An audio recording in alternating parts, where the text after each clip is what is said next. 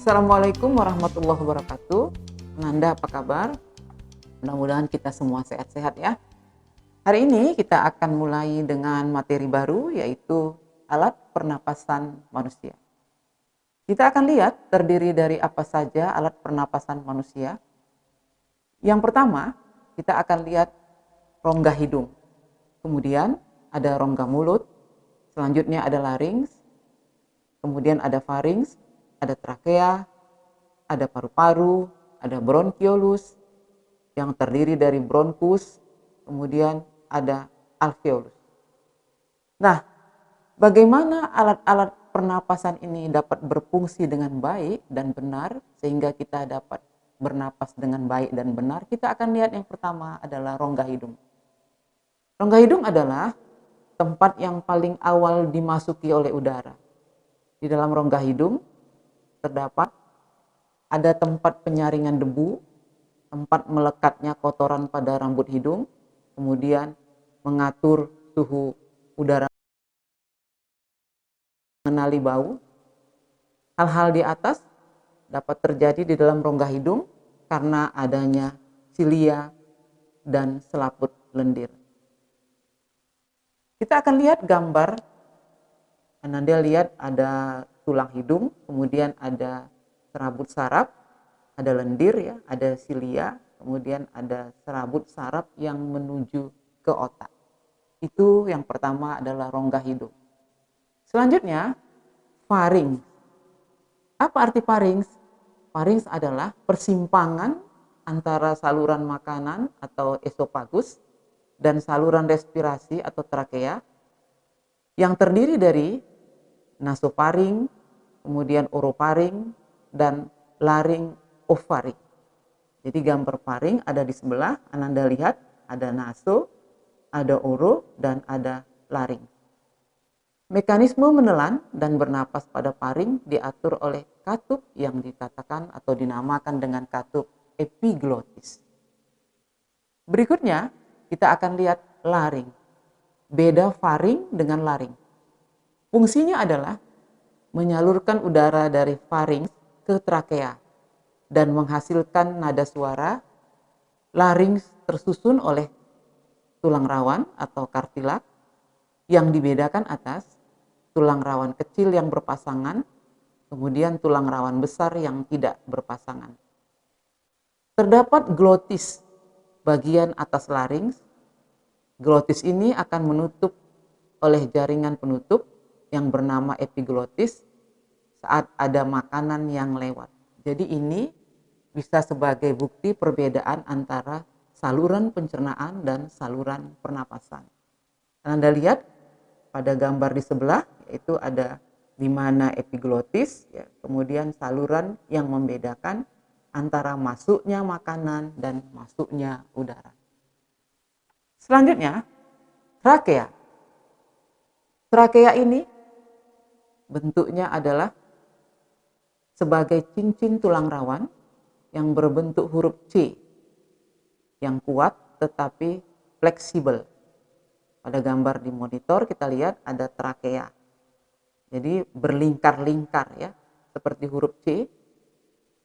Di mana letaknya? Di daerah leher di depan kerongkongan atau kita katakan esofagus, dan pada bagian bawah trakea bercabang menjadi dua yang disebut dengan bronkus. Terdiri dari lapisan dalam yang terdiri dari jaringan mukosa, kemudian ada lapisan tengah dan ada lapisan terluar. Fungsinya adalah mencegah benda berbahaya masuk ke dalam paru-paru.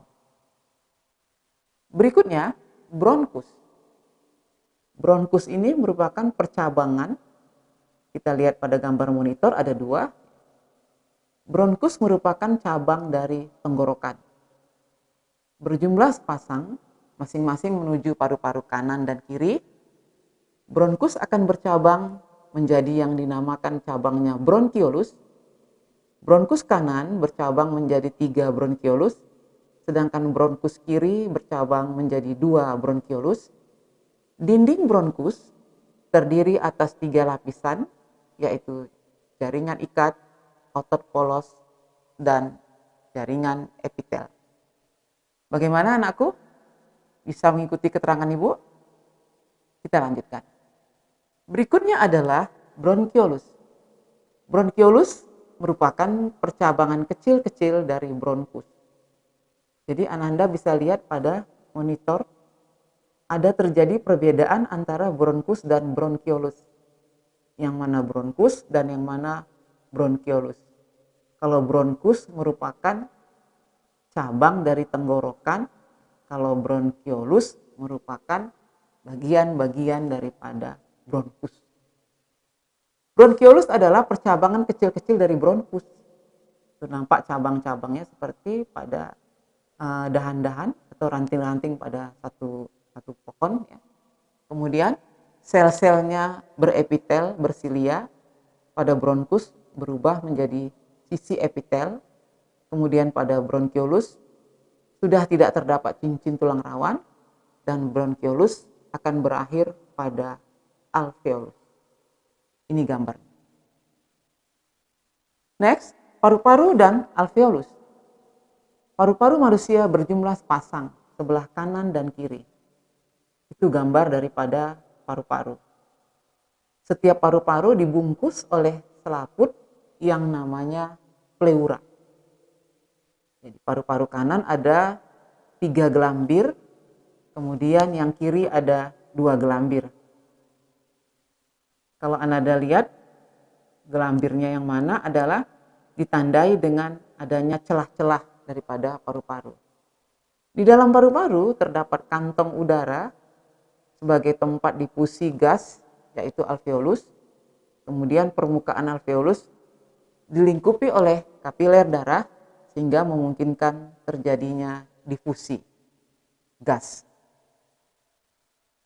Kesimpulannya adalah bahwa alat pernapasan manusia terdiri dari hidung sebagai tempat menghirup dan mengeluarkan udara, kemudian farinks merupakan persimpangan antara oesophagus dan trakea, selanjutnya larynx yang merupakan penyalur udara dari farinks ke trakea, berikutnya trakea yang merupakan tempat pencegahan masuknya benda berbahaya ke paru-paru, selanjutnya bronkus sebagai jalur keluar masuknya udara dari trakea ke alveolus.